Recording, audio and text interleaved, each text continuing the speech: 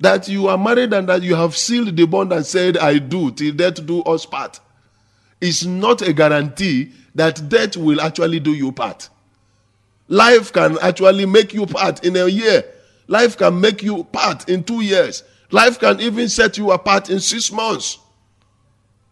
Because when you are married and you leave it into the air, you leave it on that assumption that yes, we are married. I mean, there's nothing anybody can. We just have to manage it. We just somehow we just have to get on and all that. And that I love you that you are used to doing before, to you it doesn't mean anymore. The flower you used to drop by before, when you go to market, you see that apple and you buy it for her. Or when she's coming from the market, she sees that, okay, my husband likes that bitter cola and she sends it for him and all that. All those things are relegated to the background.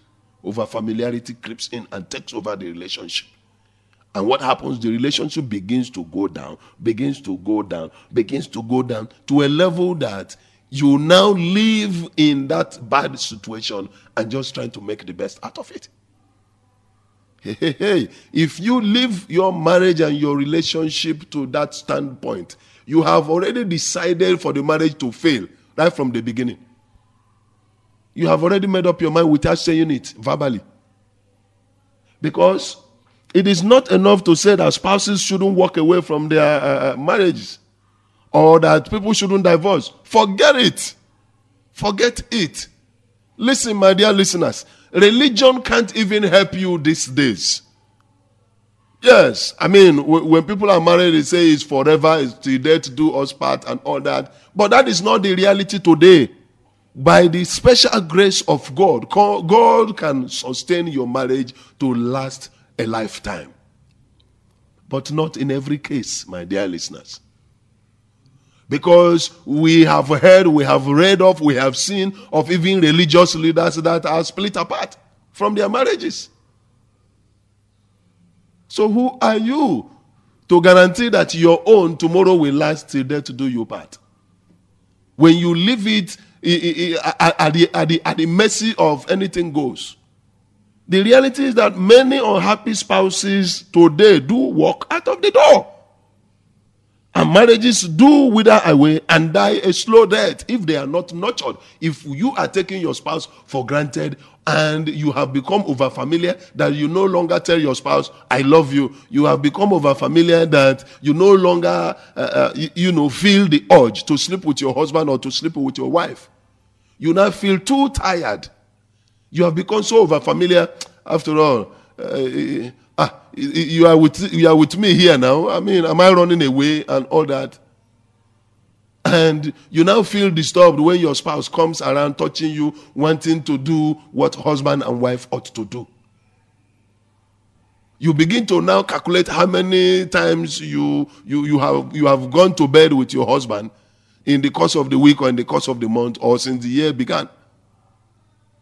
Simply because you have settled in the relationship, you have become Mrs. Enough, you have become the Oga, the commander-in-chief in the home, that you feel anything can happen. I mean, the marriage keeps going.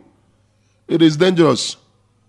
For those of us that are yet to get married, please hear me out and hear me very, very, very, very well. When you get married, please and please, the same way you are running after that guy now, please continue to run after your husband that way when you are married. The way you are running after that girl now until she agrees to marry you, please do continue to run after her. Show her love, pamper her, show her romance and everything. That is the foremost and most important thing that we guarantee that the relationship will continue to blossom. When overfamiliarity sets in, the way you used to dish and, put the glass cup or whatever at the table and order for your husband to come and balance and eat as the king in his house. You have become so overfamiliar that you manage to just drop the food on the table and you go and relax and you call, hey, Mustafa, hey, Ibrahima, bring water for your daddy. And your wife, the way you are used to before, discussing the menu for the week or what the family should eat in the course of the week and map out the money for it. You no longer do that. On your way walking out to the office, and you just count the money, and you stand by the door and you give your wife, okay, this is for market this week. My dear listeners, that is over familiarity now. Remember the way you treated her before you brought her into your home and shortly after she became your wife. Remember the way you cherished and pampered your husband before he agreed to say, I will marry you. What has happened? Over familiarity. Do not think that if your partner isn't complaining, because some partners will just assume that, well, what can I say? This is marriage, and they say once you are in it, you just have to bear it. That your spouse is not complaining does not mean that everything is probably okay. No. It is wrong assumption to make. That could be even the more dangerous type. Because the day they do talk, it will be, I am leaving your house. Or, I am not interested, go back to your parents' house. That one is even more dangerous. It's more dangerous. So, the key again is that as much as you try not to get over familiar in your relationship, please do communicate. Do communicate. Complain. Try as much as possible to complain. Complain to your husband. Complain to your wife. Complain to even that man you are about to marry or that woman you are about to marry. That when, both of you started dating at the initial stage and all that, there was over anxiety and everything. But from the time you agreed now that you people are going to marry and all that, everything has changed because you have agreed. My dear listeners, it is very, very dangerous. It is important, like I said, to keep communication channels open, and to take time to, from time to time, listen to your spouse and talk deeply, about issues and concerns. Don't take for granted that all is well if your communication has dried up and you leave it at the mercy of God. By the special grace of God. It is God that has given me this woman. God, by his strength, will sustain this marriage. Yes, I say amen to you to that. For that your faith. But let me tell you one thing. If you don't take care of your home, God will not come from heaven to come and take care of it for you. God will help you. Yes, of course, when you cry out to God to help, he will help you. But then you have to play your part. Be a good father. Be a good mother. Do the things you're supposed to do. God did not say that you should not show your wife romance anymore. God did not say that you should stop being that wonderful father that you showed to your spouse when you newly got married to her. God did not say that after you have exchanged ring that you should leave the rest to him, God Almighty, to now be officiating the performance of the marriage right from heaven and giving you result of your performance. God didn't say that. So you have to work out how successful your marriage is going to be. And of course, by the backing of the Almighty God. You pray to God and all that whenever you have issues. But then you need to do the talking yourself between you and your spouse. So, that's one thing you should not assume that because your spouse is not talking, that everything is all right. And again, that you are married, this one goes to women particularly. Some women, as soon as before they got married, the man saw them as a figure eight or, that beauty queen, in the making and all of that, and got attracted, married her for that. After one issue or two, you now have a baby or two, and you just leave yourself. You let go your appearance. It's no big deal. I am not modeling for anybody. I'm married. It's for my husband, and all of that. And then gradually, the man will now begin to wake up and be looking at some sack, some bag of rice in the name of a wife. Mothers, our wives out there, please do forgive me. I need to expressly pour out the picture of what I'm discussing. And so you leave the fact that you are married, you leave your appearance to the mercy of you are married. It doesn't matter. I am now somebody's wife. I mean, I don't need to. Hey. It is very dangerous. So it is very dangerous.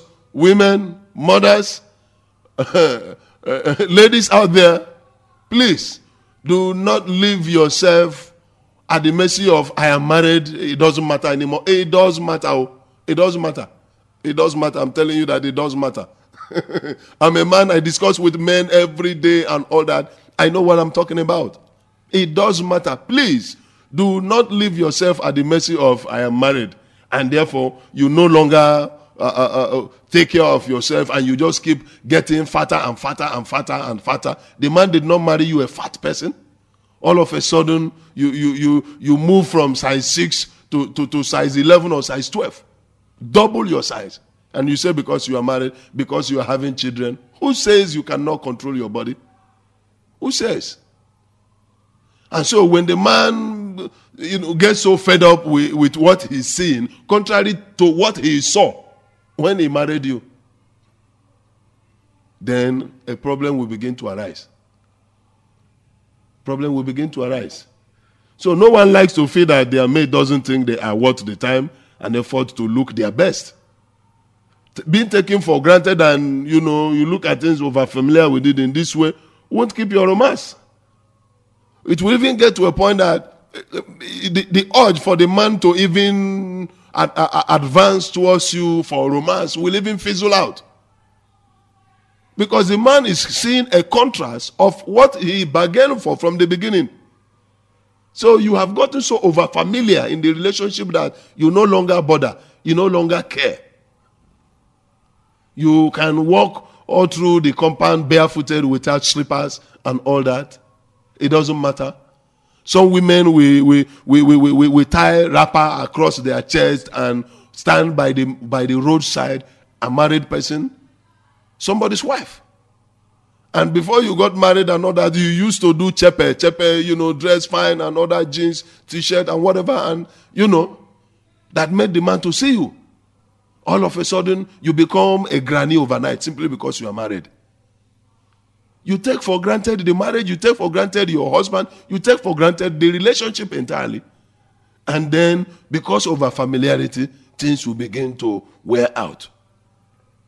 Suddenly, it gets to a point you begin to complain. I cannot remember the last time my husband touched me. I can't remember the last time we played and laughed to each other. How will you are no longer attractive to the man. Because you have left yourself, you have become so over familiar with the fact that you are married, that your appearance no longer matters to you. You see what I mean? And so, most problems we are facing in our homes are issues that are very easily handled if we are sensitive enough to do the things we were doing before we got into marriage. Most of the problems we encounter today in our homes will be avoided and wouldn't be there. Because if we keep doing the things we were doing before we came together, majority of the problems will be solved.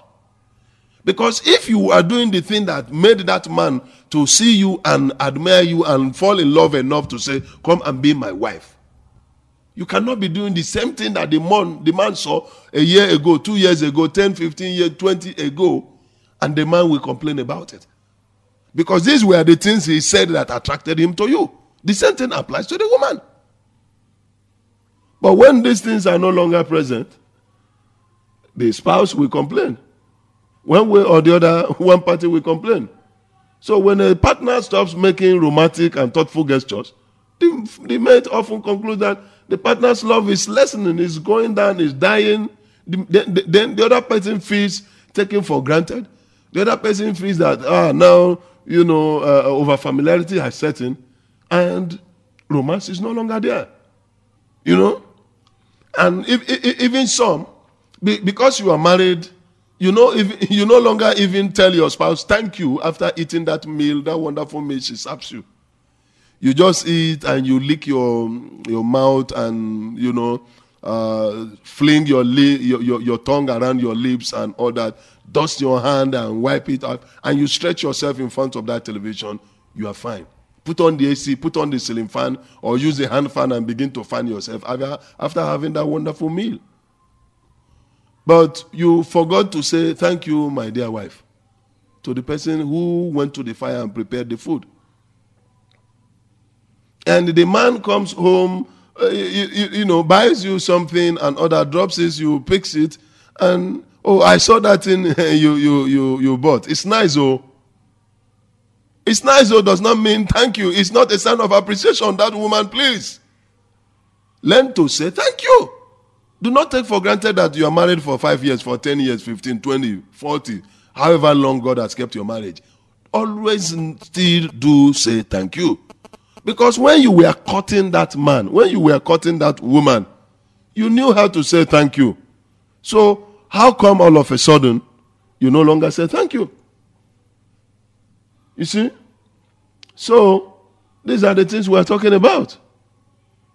You need to know how to continue to nurture your relationship. Otherwise, it will die away. You take each other for granted. You become too over-familiar in a relationship. Things go wrong. Talked a lot about over-familiarity. I want to leave you with this message. Well, my dear listeners, as you know that whatever has a beginning, surely must have an ending. And unfortunately, this is how far time will also permit us to go today. And we have been discussing on challenges of over-familiarity in relationships and in marriages. And please, I do implore you, I beg you, do put into practice the things we have talked about that are capable of wrecking your marriage. Go back to the drawing board. Do the things you were doing before that man, before that woman agreed to say, yes, I want to spend the rest of my life with you. I'm sure you've enjoyed this broadcast, the challenges of overfamiliarity. Do let us know if you need help, you need counseling, and you need some kind of guidance in the area of your marriage or relationship. We're open, and get in touch with us, and you do have a great day. Again, my name is Tony Hirschmart, and I'm the presenter here. Have a great day.